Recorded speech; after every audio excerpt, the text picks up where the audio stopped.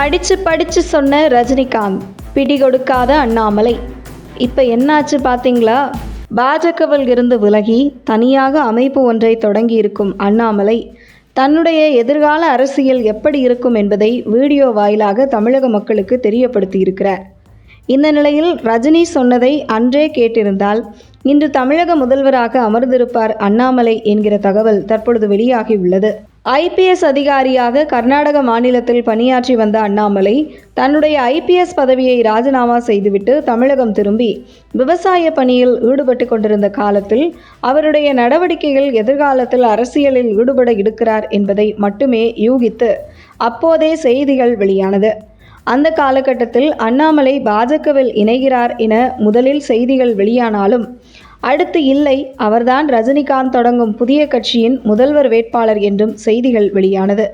இந்த பரபரப்புக்கு மத்தியில் ரஜினி கடந்த 2021 சட்டசபை தேர்தலுக்கு சில மாதங்களுக்கு முன்பு தன்னுடைய புதிய அரசியல் கட்சி தொடங்கும் முடிவை கைவிட்டு விடுவதாக அறிவிக்கிறார்.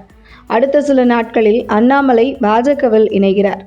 இந்த நிலையில் இதற்கெல்லாம் முழுமையான பின்னணி என்ன என்கிற தகவல் தற்பொழுது வெளியாகியுள்ளது.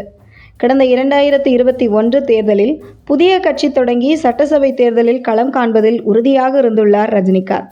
அதற்காக கட்சியின் பெயர், கட்சியின் சின்னம் என அனைத்தையும் தயார் செய்துவிட்டார் ரஜினிகாந்த். கட்சியின் தொடக்க விழாவை மிக பிரம்மாண்டமாக நடத்த மதுரையில் இடமும் தேர்வு செய்து வைத்திருந்திருக்கிறார். இதனால்தான் அந்த காலகட்டத்தில் தன்னுடைய ரசிகர்கள் மத்தியில் பேசிய ரஜினிகாந்த், எல்லாம் ரெடி, இன்னும் வில்லு விடுவதுதான் பாக்கி என ரஜினிகாந்த் பேசியிருப்பார். இப்படி புதிய அரசியல் கட்சி தொடங்குவதில் 2021 தேர்தலில் போட்டியிடுவதிலும் மிக தீவிரமாக இருந்த ரஜினிகாந்த் ஒரே ஒரு முடிவில் மட்டும் உறுதியாக இருந்தார். அதில் தான் முதல்வர் வேட்பாளர் இல்லை, ஒரு படித்த இளைஞரை முதல்வர் வேட்பாளராக நிறுத்த வேண்டும் என்பதில் உறுதியாக இருந்திருக்கிறார் ரஜினிகாந்த். அப்படி ரஜினிகாந்த் தேர்வு செய்த முதல்வர் வேட்பாளர் தான் அண்ணாமலை. இது குறித்து அண்ணாமலையிடம் ரஜினிகாந்த் பேசியிருக்கிறார். குறிப்பாக அண்ணாமலை பாஜகவில் இணைவதற்கு முன்பு பலமுறை ரஜினிகாந்த் அண்ணாமலை சந்திப்பு நடந்திருக்கிறது. இப்படியான ஒரு சூழலில் கொரோனா காலகட்டம், ரஜினி உடல்நிலை கருதி மிக பாதுகாப்பாக அவர் கண்காணிக்கப்பட தருணம் அது. இப்படியான ஒரு சூழலில் ரஜினிகாந்த் தன்னுடைய அரசியல் கட்சியை கைவிட முடிவு செய்கிறார். இதே காலகட்டத்தில் பாஜக தரப்பிலிருந்து அண்ணாமலையிடம் பேசப்படுகிறது. அப்போது பாஜக தேசிய பொதுச் செயலாளர் PL சந்தோஷ் அவர்களிடம் பாஜகவில் இணைந்து கொள்கிறேன் என வாக்குறுதி கொடுத்திருக்கிறார் அண்ணாமலை. இதன் பின்பு அண்ணாமலையை தொடர்பு கொண்டு ரஜினிகாந்த் புதிய அரசியல் கட்சி குறித்தும் 2021 தேர்தல் குறித்தும் பேசி அழைப்பு விடுத்திருக்கிறார்.